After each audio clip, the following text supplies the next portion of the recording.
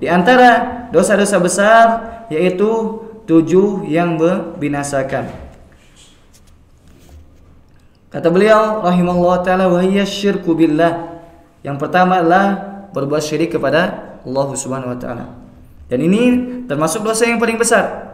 Nabi SAW pernah ditanya, dosa apa yang paling besar? Yaitu antaj'ala lillahi niddan wa huwa khalaqaka. Itu engkau menjadikan tandingan bagi Allah Subhanahu wa taala sedangkan Allah menciptakan kamu.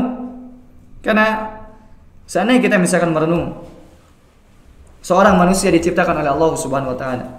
Kemudian Allah Subhanahu wa taala memberi rezeki kepada dia. Allah menjadikan sebab-sebab sehingga dia bisa bertahan hidup di dunia ini. Allah Subhanahu wa taala mendatangkan kebaikan-kebaikan, manfaat-manfaat berupa makanan, minuman dan lain sebagainya yang dapat dia hidup di dunia ini. Kemudian Allah Subhanahu wa taala menjauhkan darinya keburukan-keburukan dan lain sebagainya yang mana seorang hamba hendaknya merenung terkait hal ini. Nah, seorang yang sudah diberikan oleh Allah Subhanahu wa taala sedemikian nikmat yang begitu banyak, kemudian dia menyekutukan Allah Subhanahu wa taala, maka ini sesuatu yang besar keburukannya.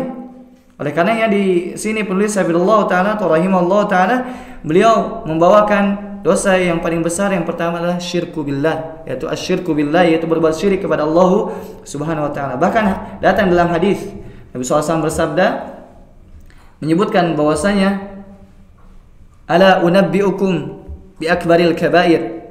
Wahai para sahabatku, maukah aku kabarkan kepada kalian tentang dosa-dosa yang paling besar? Para sahabat tentu mengatakan betul, ya Rasulullah, mau ya Rasulullah. Para sahabat berkata, apa itu ya Rasulullah? Kata Rasulullah SAW, al-isyraku billah. Yang pertama, berbuat syirik kepada Allah Subhanahu wa taala. Ini dosa yang paling besar. Dan kita ketika mendengar kalimat syirik, maka hendaknya kita jangan merasa aman. Jangan sampai kita mengatakan misalkan, oh saya jauh dari namanya kesyirikan. Kenapa? Karena jangankan kita orang yang lemah, yang masih banyak kekurangannya, masih banyak kemaksiatan, yang masih sedikit ketaatannya. Nabi Ibrahim alaihissalam, yang beliau itu Abul Anbiya, bapaknya para nabi. Kemudian beliau itu simbol orang-orang bertauhid, panutan orang-orang yang bertauhid. Akan tapi beliau berdoa kepada Allah Subhanahu wa taala, Rabbi junubni wa baniya an na'budal asnam. Ya Allah, jauhkan aku dan anak keturunanku dari menyembah berhala, dari berbuat syirik. Oleh karena sebagian ulama mengatakan Nabi Ibrahim saja tidak merasa aman dari berbuat syirik, bagaimana kita merasa aman? Yang sebagian kita mungkin udah ngaji, oh tidak, saya itu berbuat syirik jauh. Enggak, jangan sampai seperti itu.